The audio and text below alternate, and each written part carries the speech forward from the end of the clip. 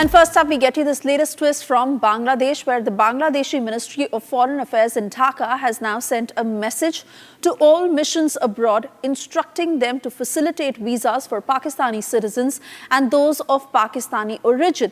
This comes as the interim government, that is the Yunus government in Bangladesh, has removed the requirement for any Pakistani citizen to obtain a security clearance before applying for a Bangladeshi visa. That is the very document that is on your screens right now. That is the document that is written from MOFA Dhaka, that is addressed to all Bangladeshi missions abroad, where it clearly states that visa facilitations for Pakistani citizens or citizens of any country of Pakistani origin must be granted visa, and these citizens do not require any security clearance before obtaining a clear way into Bangladesh.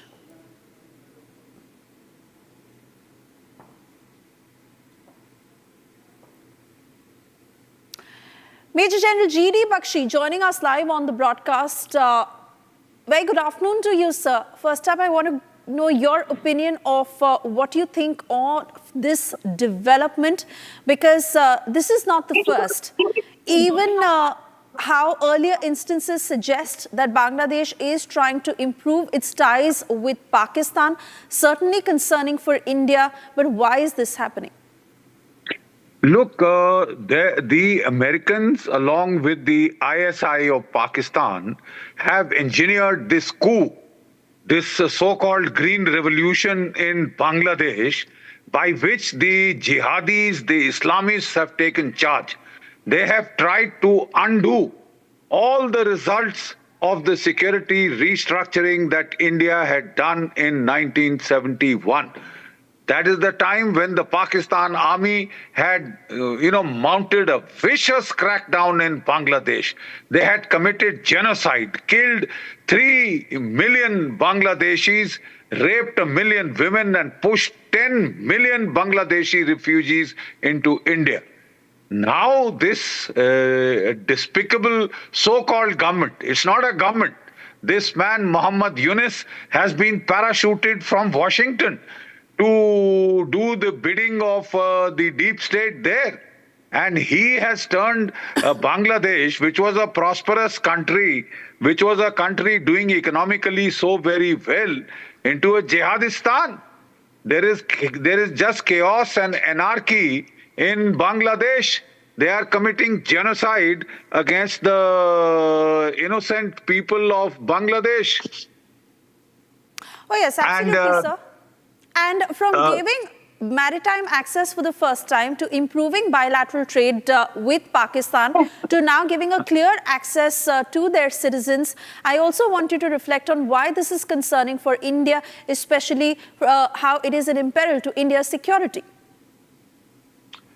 Look, so far we were faced with what is called a 2.5 front war.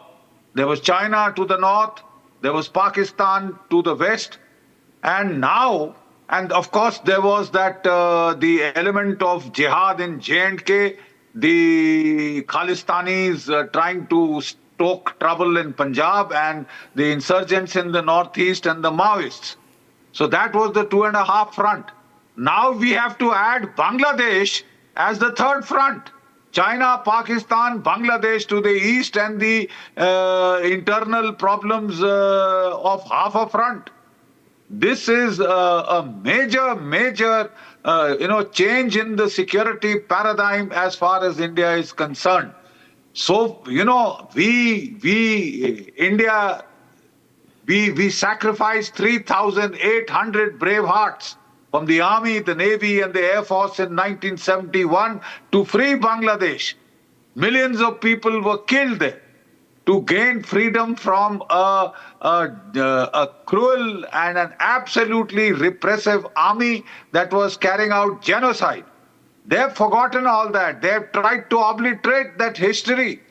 They have tried to get down the statues of Bangabandhu and create mayhem in that country. They were doing so well economically under Hasina Wajid.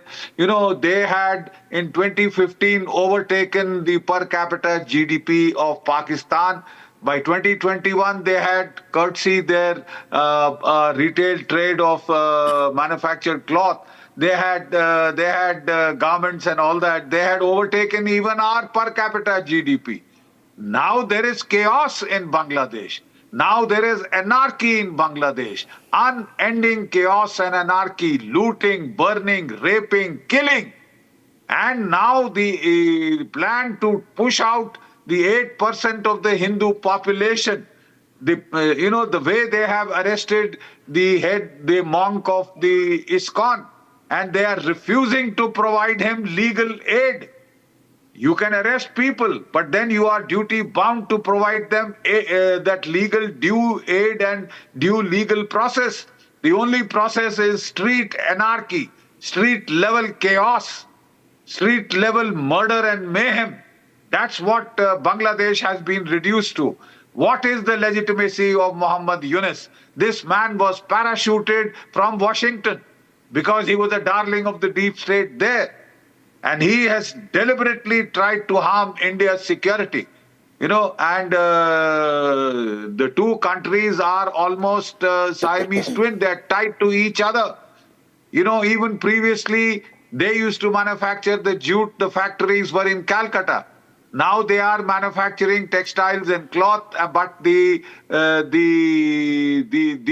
raw materials all come from India. Right. Without India, this country would be in deep trouble.